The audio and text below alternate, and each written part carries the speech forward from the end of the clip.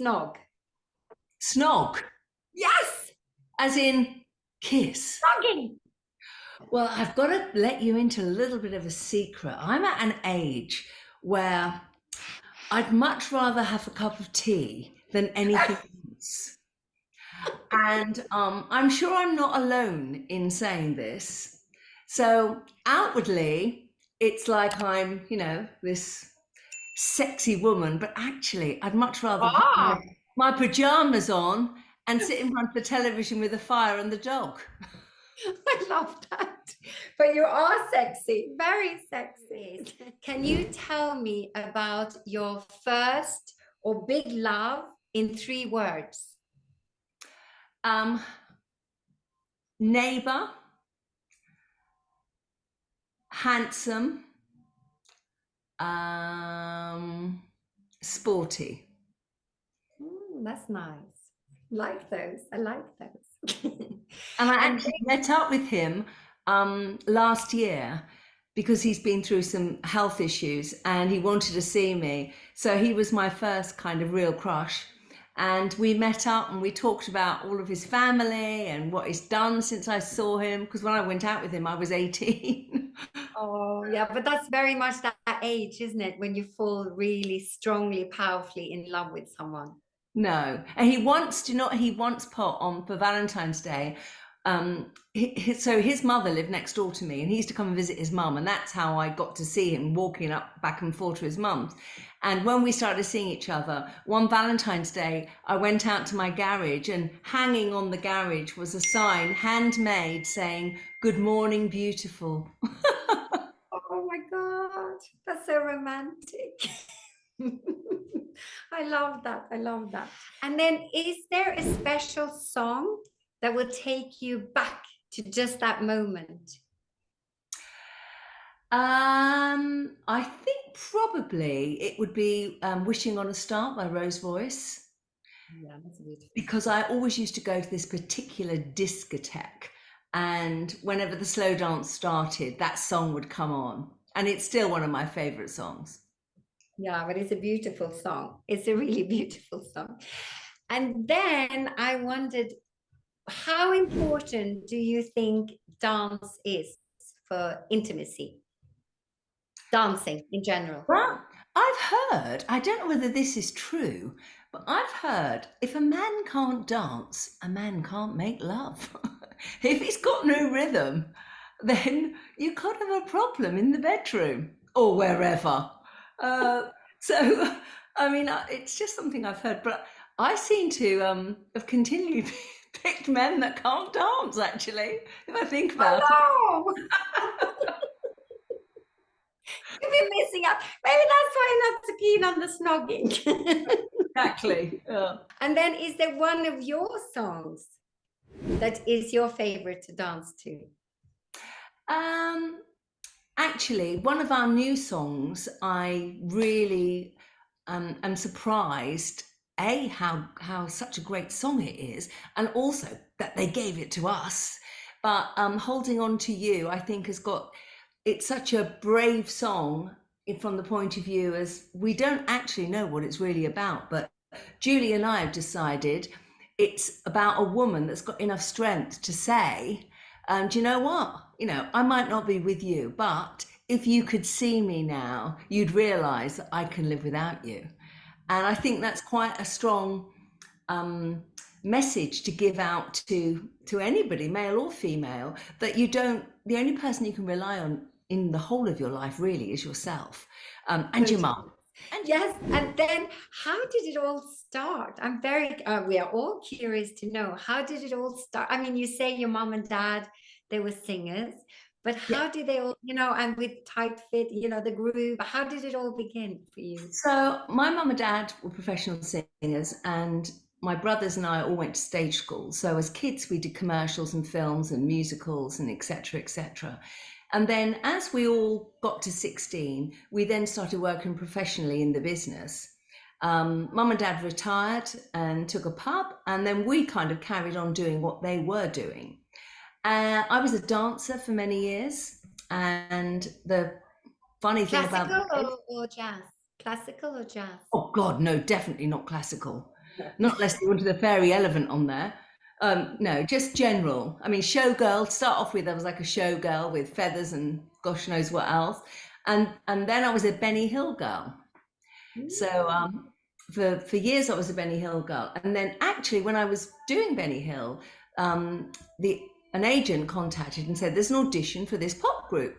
So I went along to the audition, and there were 30 women and about 10 men. Women, we were 20. And we had to stay in this rehearsal room all day long. We had to sing, we had to chat, we had to dance, we had to intermingle with each other to see who looked right. And eventually, at the end of the day, it ended up with 2 boys and 4 girls that they kept. And then they dwindled it down to 1 boy and 2 girls. But the ironic thing is, the other boy, had he got it, was my brother. No way. Yeah, so I don't think they could have had us both. Talented. Sorry? Talented family. Well, I don't think they could have had us both in the same group, because actually I had dark hair then, and we looked like the Osmonds, round faces and, you know, and very dark hair. My brother looks just like Donny Osmond at the time. So it would have looked like there was like Donny and Marie and another person. So we were then just railroaded into, before we knew it, Top of the Pops, and then we were going all over Europe doing television shows. And of course, The Lion Sleeps Tonight got to #1, and we'd arrive at Radio 1 road shows, and all these people would be banging on the windows, and we're thinking, it's only us. What are you doing? And then eventually we had another single out, Fantasy Island, and we went over to France to record the video for that, which was very exciting. And then we came back, and then we did a live tour. And our backing band on the live tour was Paul Young and the Q-Tips. No. Yeah. But the funniest thing for us was we walked into the rehearsal, and it was just before Paul Young broke with Wherever I Lay My Hat. So he'd just been signed, but he was still with this band, and he was about to, you know, go as an individual. So he's rehearsing our backing songs or whatever. We walk into the rehearsal room, and all of us just stopped still, looked at each other and thought, and he's our backing singer? What on earth are we going to do? Because obviously, you know, he was so distinctive and such a talent.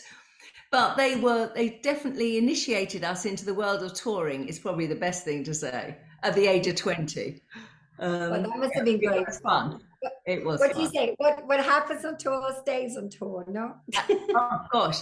I mean, it was hilarious. And in fact, on Paul Young's album, No Parlay, there's an inside sleeve that covers the disc. And there's a photograph there of Julie and I, fully clothed, soaking wet in a bath. I'm not quite sure how we ended up in a bath with our clothes on, but hey, we were so rock and roll. Yeah, it's great though. It's great. Take you back to those, you know, it's wonderful. One has to experience and live, no? It's important. Oh gosh, definitely, yeah. Yeah. And what are you up to now then? What are your projects? Because you seem like super busy bee. You know.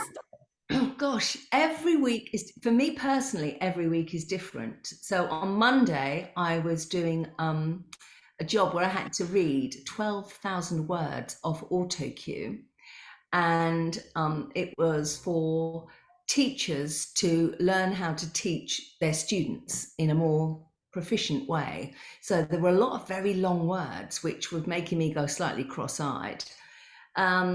So that's what I was doing on Monday. But then last Friday, I was doing a commercial for a vitamin pill. And next week, I'm doing the voiceover for the Cats Protection League. And the week after, I'm doing a shoot with my pretend husband in a garden. So every week is completely different. But last week, we also, Steve, Julie and I went down to meet Mike Reed because we recorded a video version of our latest song Electric, which of course anyone listening can vote for on the heritagechart.co.uk, currently number 9, but with your help it can get a little bit higher up. Thank you very much. Advert over. So that was great fun. It's always nice to see Mike. He never changes. He doesn't seem to get any older either. No, and neither do you. You look amazing. So beautiful. Such a No, Julie, Steve, and I have joked that if we're here doing this for much longer, then we'll have to get leopard print Zimmer frames that we can choreograph moves to and do the lion with the Zimmer frame, but all going in the same direction. And we can do old people's homes. We have no shame. No, good, good, good, good, good. And then my last question to you is, how does the word music make you feel? Music makes me smile. But having said that, depending on what you're listening to, it could make you sad because music evokes good and bad memories, and it takes you back to wherever you might have been at that moment in time. So I would automatically say it makes me smile. But then if a really sad song came on, like for instance, it was my 60th birthday last year, and my daughter sang Eva Cassidy's version of Somewhere Over the Rainbow. Oh, yeah. And I absolutely love Eva Cassidy, and my daughter has got an amazing voice, and it was just so beautiful.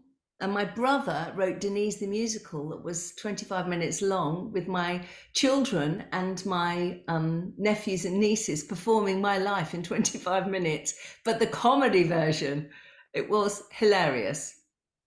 And then I had to get up and sing the last song in my own show. Oh, good. It was Of funny. course, you have to sing. You have to. No, have a choice. But you love singing, no? Do you sing every day, or how do you feel with singing? Interestingly, if I'm in the car, I don't tend to sing. I tend to listen to chat radio.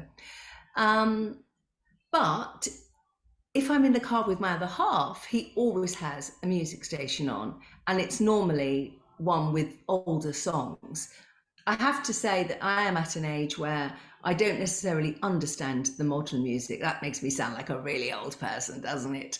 But I do love the wording and the musicality of songs from another era, from the 60s, 70s, and 80s. You know, you can always join in with them. You can remember them really quickly. They're not trying to be clever. They're not trying to be smart. They're just exactly, you know, what you see on the box.